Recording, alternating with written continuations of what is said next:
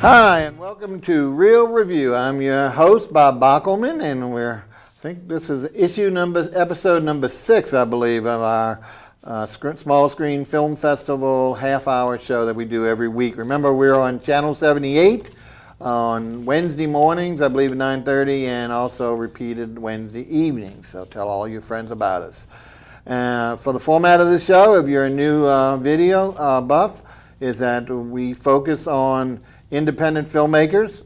We like to have as many of those as possible in studio with some samples of the product that they've created or products.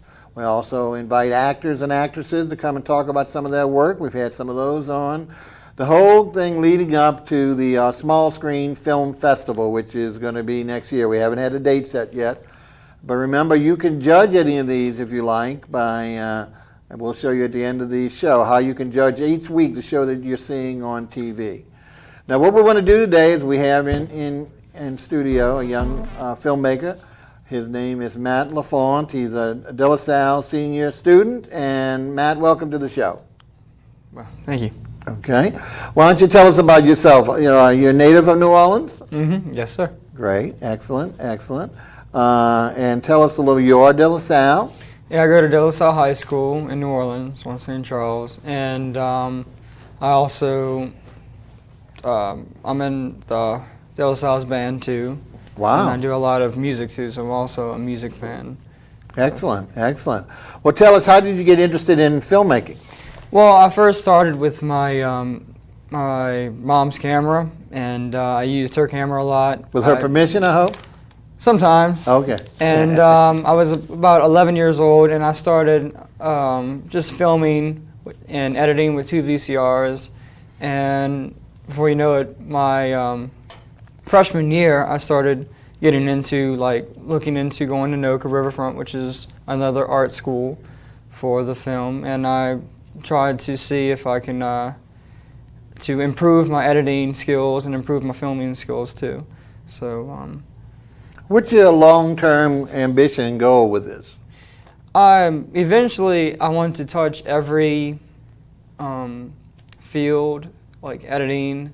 I mainly want to focus on the production and post-production part. I like to editing is almost my favorite thing to do. Wow. And of course, they say there really is no such thing as filmmaking today, that everything is editing. Yeah, so obviously you believe that. Right.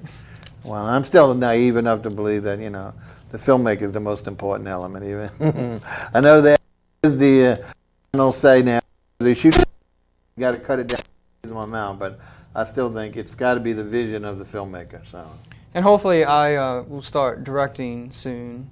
So after I work my way up from cameraman, or maybe even to produce one show or film. And well, tell us at De La Salle, because again I'm not that familiar with the facilities there in this thing. How much can you actually do at De La Salle itself in school?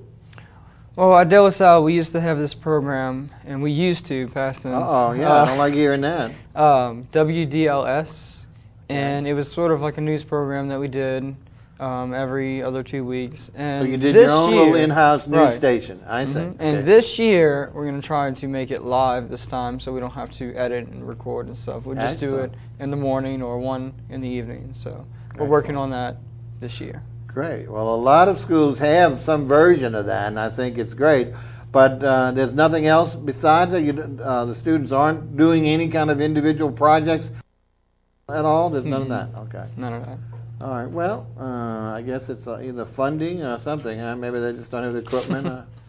Well, equipment's one, because we have this editing machine that's from another world. So a previous world. Right. Okay. So.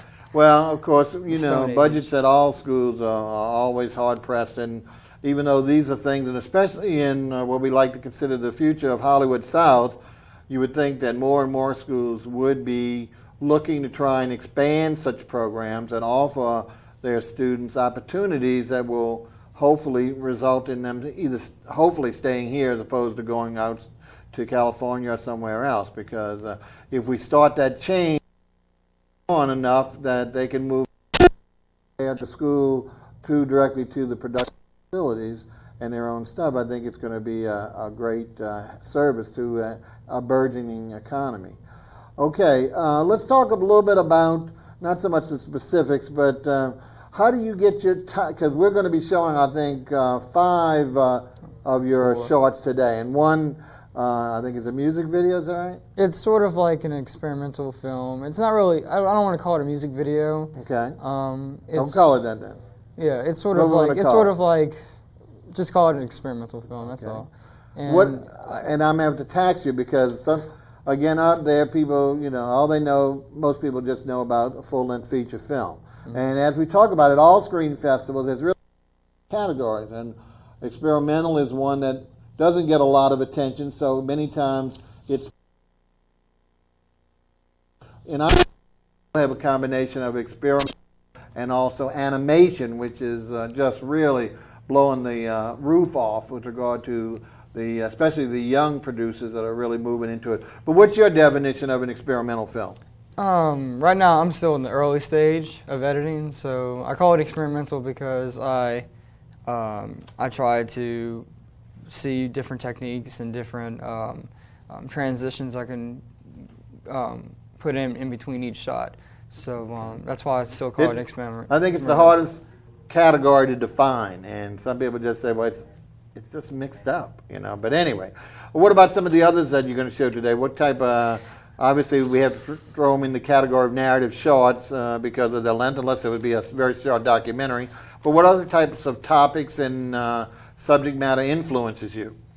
Well, the last short film is about 6 minutes long, and that's going to be an actual story. There's 2 stories to it, and it's about this guy, skateboarding through the park, and then he gets. Yeah, well, let's hold off because what we're going to do is explain each one right before. Mm-hmm. But in general, is it life experiences, or what do you think you dwell most of your subjects from? It's just things that you've experienced personally, or seen, or up here in your head, or what? Usually, music inspires me with certain things. Music inspires, like if I listen to a music video, or if I listen to a music like scores from movies, I usually just take that inspiration from that music and then usually film after that and then edit. Okay, so music is really the source of all of your inspiration. Mm-hmm. Well, music traverses all levels, so we certainly understand that. What do you, we mentioned you're senior at De La Salle. What is your plans after De La Salle, may we ask? I plan on going to college. I have two actually, I'm still searching right now. I'm looking into this college in Georgia called Savannah College. And excellent choice. In fact, our next week's show will feature a young student who has been accepted that. It starts, I believe, in September. So we're trying to get him in before his actual movement to the college. So yeah, I think that's a wonderful choice, and a lot of people locally here know about it. What's your other consideration? And also, there's this college in Florida called Full Sail, and I'm looking into that too. I don't know much. Really draws a lot of attention, especially here locally in the South. And okay, so we just got to get through this last year. Now, will you be working on any other projects that you see in the near future? I have this other project. It's called Rattlesnake Road. It's going to be the longest short film. The longest short film that you've done, huh? Yeah, the longest short film. We're actually going to write a screenplay and stuff, and we're going to try to touch every little thing we can touch. Okay. Well, that's great. We look forward to that, and hopefully, depending on when it takes, we'll bring you on back and show that. And again, we also want to encourage you, and we'll talk more to the audience in a second, about submitting your films, not only for here to be on the screen, but also to the festival, which will have financial rewards and a whole bunch of stuff. Meanwhile, we're short on time. We got to get to your videos so we can show the folks what you're doing. And I think the very first one we're going to do is called Metallic. Is that right? You want to say anything about it real quick? Well, Metallic, I actually filmed at Noga Riverfront, and it's one of my favorites because of the color and different transitions that I made. Okay. So. Let's take it away. Let's see what Metallic looks like.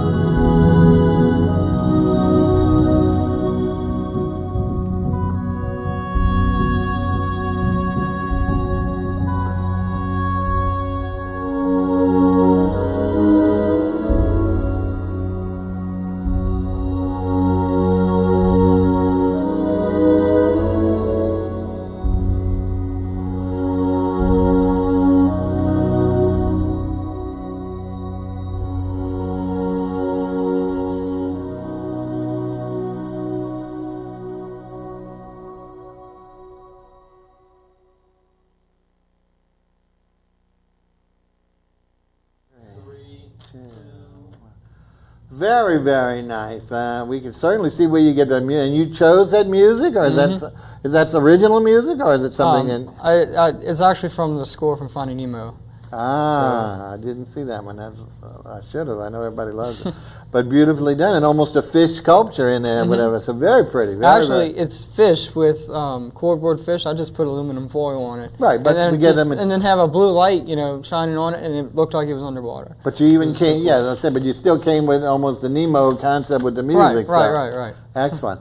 Well, let's see how it goes again. Let's see. That was a great start, and we've got another one, and it's called Invisible Mixer. Anything about this real quick? This is just an animation project that took me about 2 hours and 15 minutes to make, and it's only about 30 seconds. Wow. So this was actually a painful project that I had to go through. One of my first animations, that's why it was so painful. Well, yeah, but we know how much, and we really love animation. So let's take a look and see how well you did on this first episode, Invisible Mixer.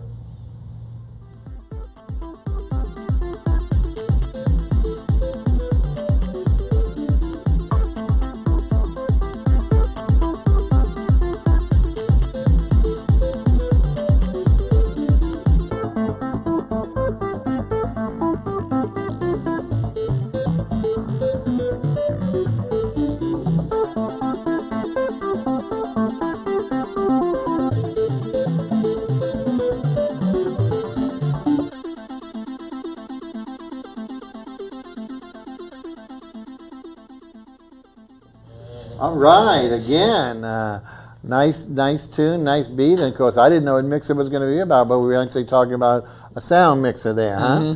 Very contemporary for music, again, very appropriate. All right, let's take it next one. Next one, the title kind of frightens me, but I know I'm anxious to see it, so folks, why don't you, they tell us to stretch a little bit. I don't know what the problem is there. Actually, I wanted to talk about Invisible Mixer. Yes, let's talk about it, please. That's the first music that I actually made for the film. It's called, Soundtrack off of, they use it on a Mac computer. It's called Soundtrack. And it took me maybe about 2 hours to put that music together. And then after, I took the video and just kind of matched it up a little bit. So if you notice, the faders were dancing with the music. With the music, right. You did all the choreography, huh? Excellent. And the lights, the different colors on the mixer was also 2 lights. I had an orange light here and a blue light here. And it was so tedious because every single time I had to record just those 5 frames to make the animation. I moved the lights and the faders and that little remote thing that went across the mixer. So that was the tedious part about it. Unless you're involved in animation, no one really knows the tremendous and painstaking detail and timeliness that it requires to do any form of animation. And that's why I think it's so well loved by everyone, because even though they don't really appreciate the amount of work that's involved in it, they usually appreciate the results. This one, like I say, I was apprehensive by that title. Tell us a little bit about it before we start. It's just my friend Mike and I. We just decided to make this insane video. We just had too much free time on our hands, basically. And so you see, kids should be in school year round. It's another good cause for kids, keeping good structured, huh? Anything else you want to say about it before we take it away? Nope.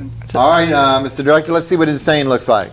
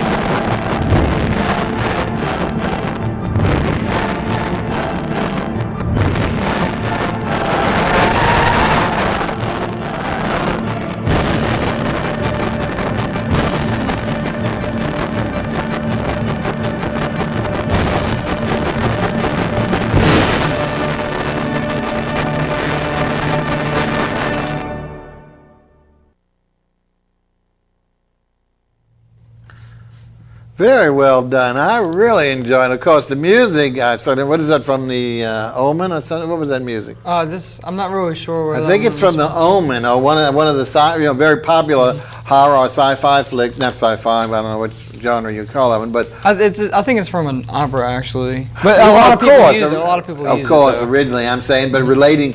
It's I know it was in. I'm almost sure it was the theme for the Omen, and I'm sure several other films. So it was a great selection of music. I think you did a great job, and I love the frenetic style with regard to the moving fast all the time and flashing the words. So I think you did a really good job of that. Like I say, I was a little concerned about it, but I think you did good without going over the top. All right, I think we have one more, Stephen. This is called, I believe it's called The Trapped Keys. That's an unusual title. Let's talk about that a little bit. This was one of my bigger films that I produced, and it's with my friend Rob. We decided to go to a park. He wanted to make like a skateboarding video, so I said okay. And then I kind of wanted to make it into like a funny type video, to where he's skateboarding in the park, and then he gets his keys dropped in his car. So it's at the end of the video, it's sort of like a surprising ending, I think. Well, let's take a look, Mr. Director. Let's take a look at The Trapped Keys. Let's see if we get that anxiety, that emotion that you put in it.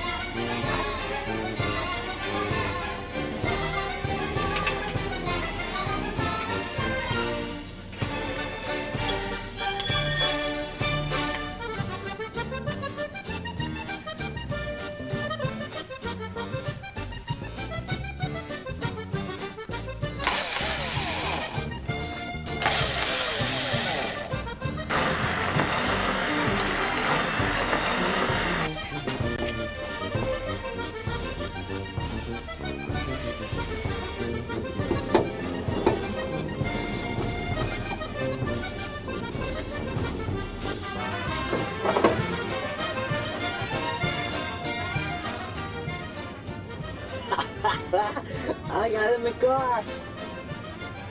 Wait. It's the engine. Damn.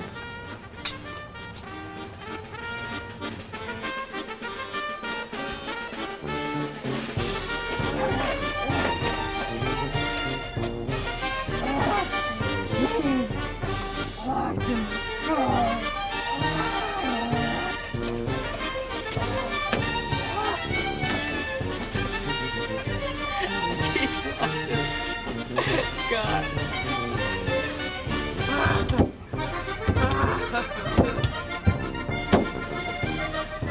Why?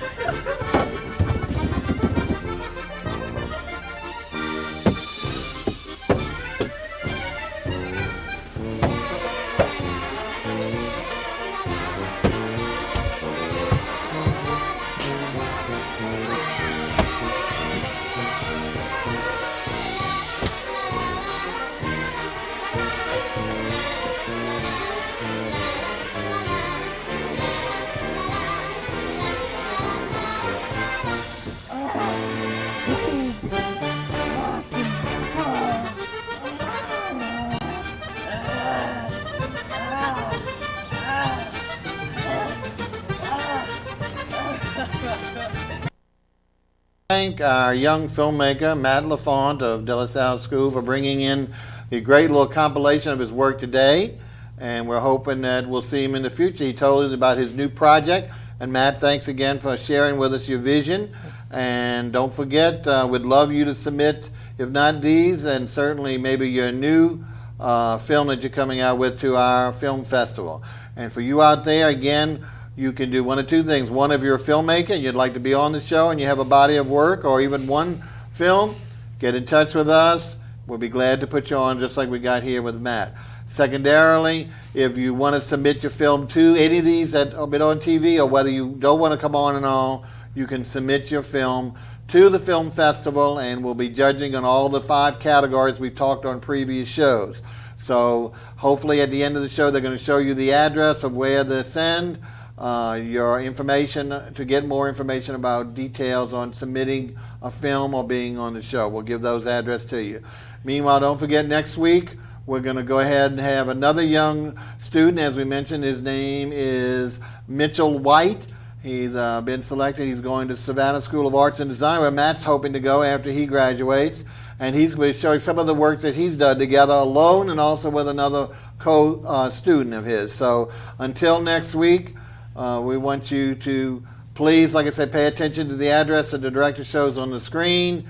You can submit inquiries about the festival to the post office box or to the email address, and it's real easy email, Real Revue, RELREVUE at yahoo.com, and the snail mail post office box 55696, Metairie, Louisiana. It's a long one, 70055, and then with a hyphen 5696. So you can get any questions answered about either appearing on the festival, on the show, or submitting to the festival through giving us a call or giving us an email to that. So until next week, this is your host, Bob Bockelman, saying enjoy the movies, and we'll see you next time.